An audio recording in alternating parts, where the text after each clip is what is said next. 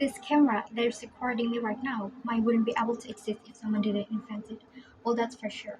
But do you know that someone who invented it was actually a Muslim 1,000 years ago? When he was in prison, he made a simple experiment on how our eyes work. That's how he made the first camera. He was Al-Hazan, or whom we know as Ibn al-Haytham.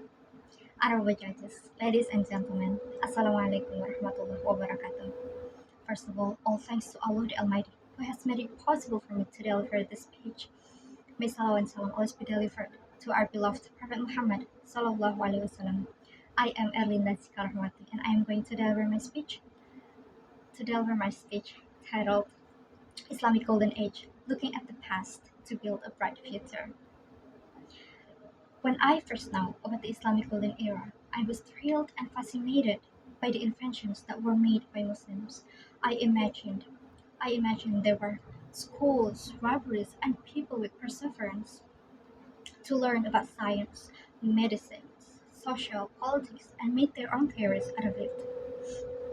But unfortunately, we are now facing an intellectual decadence. We don't contribute on science and technology as much as we did in the past. Well, there are factors that cause it, and to me, there are some of the most influential factors, and they are the lack of Islamic comprehension and the lack of curiosity. As we know, sometimes we tend to read the Quran without really wanting to know what the words really mean, and this circumstance even often lead us to misconception. Well, now I want to ask, what were the very first ayat that came down to Prophet Muhammad? Yes, they were Surah Al-Alaq, verse number 1 to verse number 5. And what are they about? Yes, they are about Iqra, about reading, but it's actually deeper than that.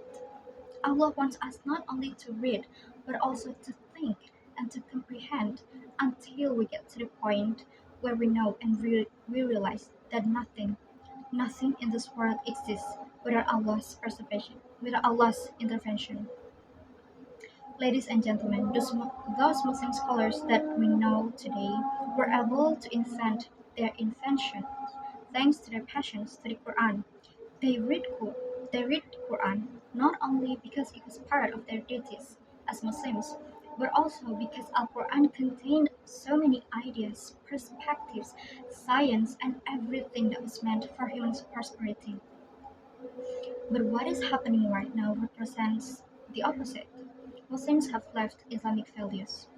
The value to be passionate about Quran, the value to be curious about what Allah really mean in the Quran, and the value to simply learn.